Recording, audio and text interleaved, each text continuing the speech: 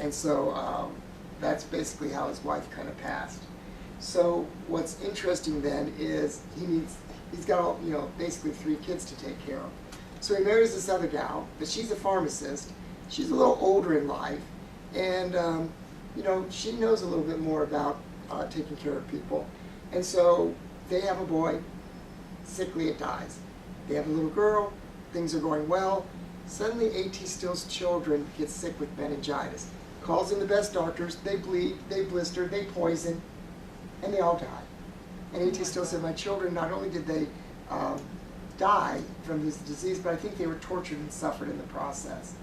And while they're treating these children from his first marriage, the little girl that was born, that was 11 months, has a cold, it turns to pneumonia, and she dies too. So basically, A.T. Still just has his wife. Now, the only one daughter does survive. And A.T. Still said, after my kids were dead, I was getting some well water, and all these putrid feathers and stuff. A chicken had fallen into the well and died, created bacteria, and that's what the kids were drinking. Because I figured out that's what killed my children. But my daughter, a black man, and I also drank from the well. But we took our water as coffee, so it was heated up. And that's why Dr. Still didn't die, catch the same disease as his children. The older daughter blamed A.T. Still for the children's death, for her mother's depression, and she became estranged and never really had anything to do with him his whole life. So he really was left on his own, and that's when his wife and he came together and said, there's got to be something better, and we need to find it. That's the same thing that he heard from a Fred Major Abbott. It was during the war when they were, these horrible injuries to these young soldiers from the mini balls. If you got shot, there would be an infection no matter what because of the weapon. So they just automatically amputated. That's why there were so many amputees. It was just an automatic thing. And what Major Abbott said is, I just think we've got medicine all wrong. The bleeding, the blistering, the poisoning, the dosing, the giving him morphine if nothing else works, just give them drugged, they won't know they're ill. And so he really got Dr. Still thinking that there could be something else. So Dr. Still was hopeful.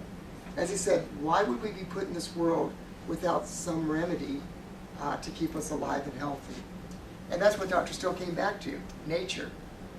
Eating naturally, exercising, positive thinking.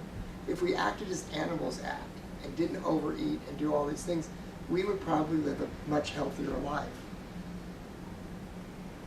So he started kind of looking at all the elements of the bones and disease. The cholera I mentioned, he saw Indian after Indian literally pulled out a joint because the cholera disease causes cramping and diarrhea, and it's a very horrible way to die. It's very quick. And as he was looking at these bones, and a woman, a frontier woman had died, and in her moments of death, literally her gluteus maximus muscles had pulled her leg up, and she died with her leg up in the air. And she's already dead. But the family, they couldn't get her in the coffin.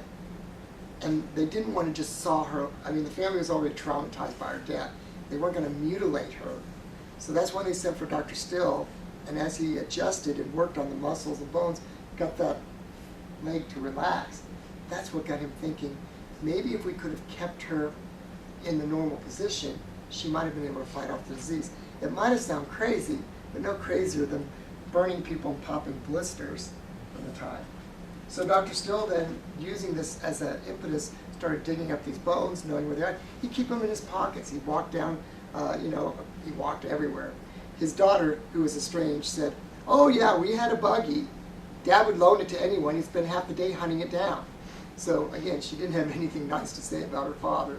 But so Dr. Still did a lot of walking with bones in his pockets, and he could feel the differences and stuff, and he would visualize them.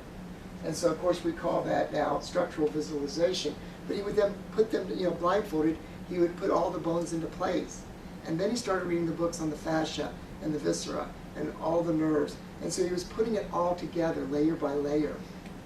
And this is how he got his medical education. And he would take a bag of bones with him to explain, because nobody knew what he was doing. Until the x-ray came, there was no evidence that he did anything. And so he would explain to them with a pelvis and a femur what he was going to do and work on people. He said, how I finally came up with this idea, there were a couple things. But one was in May of 1855, still living in Kansas, still trying to come up with these ideas. I'd seen what was a freighter, and that would be like an 18-wheeler today, just a big wagon with oxes coming on the Santa Fe Trail from Mexico to Kansas and back and forth hauling stuff. He says that as I came across the freighter, they were obviously, everybody's standing around, so I was kind of curious to see what's going on. Went up to them and saw that there was a man on the ground, his head in an awkward position, he wasn't moving, and they noticed that I wasn't part of their group and said, hey, we're trying to find a doctor. Do you know where we can find a doctor? And A.T. Still said, well, I'm a doctor. He's like, well, can you fix him? And A.T. Still could see what bones were in place. He goes, well, if I try to put the bones back, it could kill him. The bossman said, well, he's Mexican, we're moving on, he's just as good as dead anyway, so at least you're giving him a chance by trying. And so human life on the frontier really was kind of worthless. And so A.T. Still thought, well, if they're going to leave him, and he's in this horrible state, I may as well try. And if he dies, then it's a quick, merciful death. So he gets what we call a picket pin.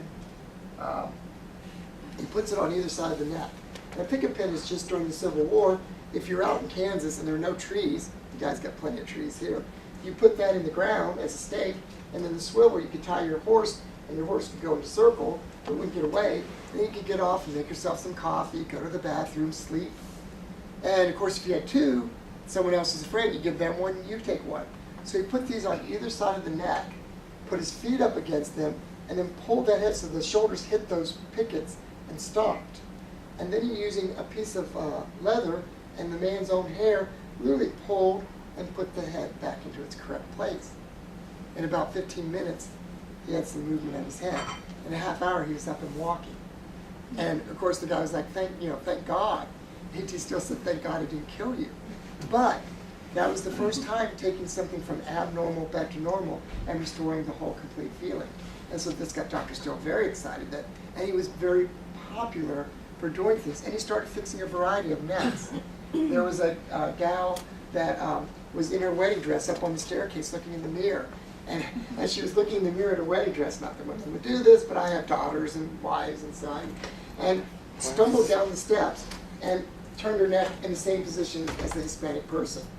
They called up A.T. Still, came, put her head back into place, and she whispered, will I be ready for my wedding night? Because you'll be more than ready for your wedding night. You're fine. Everything's back the way it should be.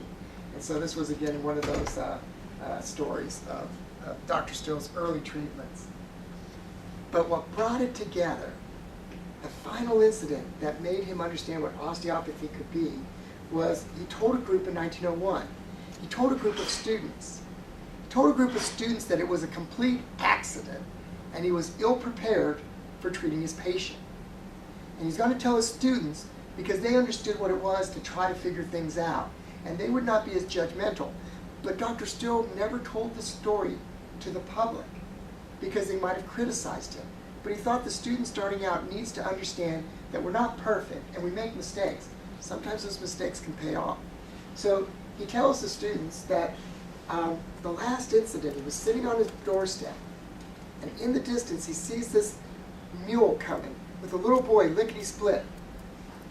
And he said, Dr. Still, you Dr. Still? And A.T. Still was, yeah. And he already guessed what was going to happen. See, when a woman's having a baby in the frontier, the father sends the oldest child and stays, because that woman does not want to be there with that baby coming out if anything goes wrong. My wife was, and see, I can share these with you, but she hates it when I do this.